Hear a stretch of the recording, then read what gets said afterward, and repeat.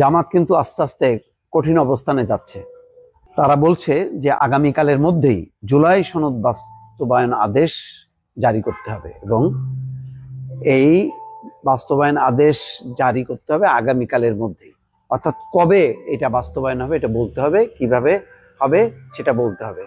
খুব কঠিন অবস্থানের মধ্যে ফেলে দিচ্ছে সরকারকে। আগামীকাল শুক্রবারের মধ্যেই জুলাই সনদ বাস্তবায়নের আদেশ জারির দাবি জানিয়েছে জামাত ইসলামী। বৃহস্পতিবার বিকেলে মগবাজারে জামাতের কেন্দ্রীয় কার্যালয় সংলগ্ন আল ফালাহ মিলনায়তনে এক জরুরি সংবাদ সম্মেলন ডেকে দলটি এই দাবি জানায়। জামাতের নায়েবে আমির ডাক্তার তাহের বলছেন, জামাত রাষ্ট্র সংস্কারে দেওয়া ঐকমত্য কমিশনের প্রস্তাবগুলোর পূর্ণ বাস্তবায়ন চায়। সেজন্য আগামীকালের মধ্যে জুলাই সনদ বাস্তবায়ন আদেশ জারি করতে হবে। সরকার চাইলে আজ রাতের মধ্যেও সেটি করতে পারে। তার মানে বুঝছেন কি পিকে আছে। এটার কারণ হলো যে জামাতের সাথে এখন ঘটনাক্রমে এই সাবজেক্টে এনসিপি, ইসলামী আন্দোলন অর্থাৎ বিএনপির বাইরে যে বড় ৩-৪টে শক্তি আছে সেই শক্তিগুলি এখন জামাতের পেছনে আছে। এই জন্য জামাত খুব কঠিনভাবে বলছে এবং তারা হয়তো মনে করছে যে চাপ প্রয়োগ করে আন্দোলনের একটা আবহ তৈরি করে যদি তারা নির্বাচনে যেতে পারে তাহলে নির্বাচনের ফলাফলটা তাদের অনুকূলে আসবে, সেরকম একটা কৌশল হয়তো তারা নিয়েছে। প্রধান উপদেষ্টা অধ্যাপক মোহাম্মদ ইউনূসকে সময় ক্ষেপণ না করে জুলাই সনদ বাস্তবায়ন আদেশ জারির আহ্বান জানিয়ে তাহের বলছেন, দেরি হলে তারা জনগণের আস্থা হারাবে, অর্থাৎ অন্তর্বর্তী সরকারের আস্থা হারাবে।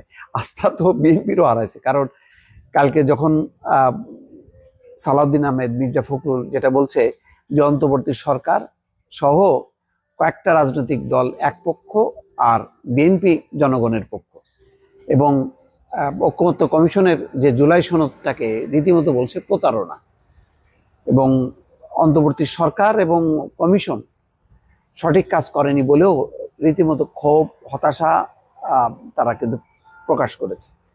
জামাতের নেতা বলছেন, জুলাই সনদ বাস্তবায়ন আদেশ জারির পর গণভোটের আয়োজন করতে হবে। প্রথমে জারি করতে হবে আদেশ জারি, তারপর হচ্ছে গণভোটের আয়োজন করতে হবে।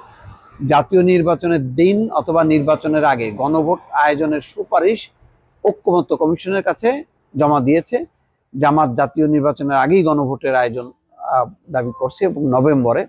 অন্যদিকে এর একদম বিপরীত অবস্থানে আছে বিএনপি।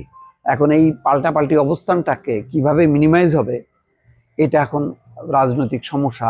বল এখন কিন্তু মানে ডক্টর ইউনূসের কোর্টে। সরকার এটা কিভাবে সামাল দেবে এটা বলা খুব কঠিন, কারণ দুই পক্ষই কিন্তু রিজিট অবস্থানে আস্তে আস্তে চলে যাচ্ছে।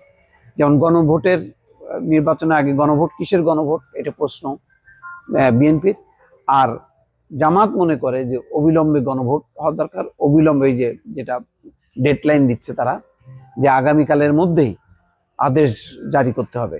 তারা বলছে যে একই দিনে নির্বাচন ও গণভোট হলে রাজনৈতিক দলের নেতারা নিজ দলের প্রার্থীকে জেতাতে ব্যস্ত থাকবেন, ফলে গণভোটের গুরুত্ব কমে যাবে। এটা একটা পয়েন্ট। জাতীয় নির্বাচন আর গণভোট যদি একসাথে হয় তাহলে আসলে গণভোট প্রধান নাকি ওই যে প্রার্থীকে জেতানোর ওইটা প্রধান? স্বাভাবিকভাবে প্রার্থীদের মানে জেতানোটাই তখন মূল কাজ হবে, গণভোটের গুরুত্বটা তখন হারায় যাবে। এটা গুরুত্বপূর্ণ পয়েন্ট। গণভোটের পর ফেব্রুয়ারিতে জাতীয় সংসদ নির্বাচন হতে হবে উল্লেখ করে তাহের বলছেন, এমন কোনো বিষয় যাতে সামনে আনা না হয় যে কারণে নির্বাচন সংশয় বা অনিশ্চয়তার মধ্যে পড়ে। জাতীয় নির্বাচনের জন্য ফেব্রুয়ারি উপযুক্ত সময়। কথাটা একটু চেঞ্জ করছে। কালকে যে অবস্থানটা ছিল এমন, জামাতের একাধিক নেতা বলেছেন যে নির্বাচন পেছাতে পারে, নির্বাচন দেরিতে হলেও সমস্যা নেই, আগে দরকার জুলাই সনদের বাস্তবায়ন। কিন্তু সেই জায়গা থেকে আবার আজকে একটু মত পাল্টেছে, ফেব্রুয়ারির কথাটা বলছে, কিন্তু তার আগে ওই শর্তগুলো জুলাই আদেশ আকারে জারি করতে হবে এবং গণভোট দিতে হবে নির্বাচনের আগে। ফলে একেবারেই মানে বিপরীতমুখী অবস্থান। শেষে একটা রাজনৈতিক সংকট সম্ভবত অনেকে আশঙ্কা করছেন যে নভেম্বরেই হয়তো একটা রাজনৈতিক হয় সংঘাতটা তীব্র হবে, নতুবা একটা আপোষের ফর্মুলার দিকে যাবে, কিন্তু কোনোটাই এখনো স্পষ্ট না দর্শক।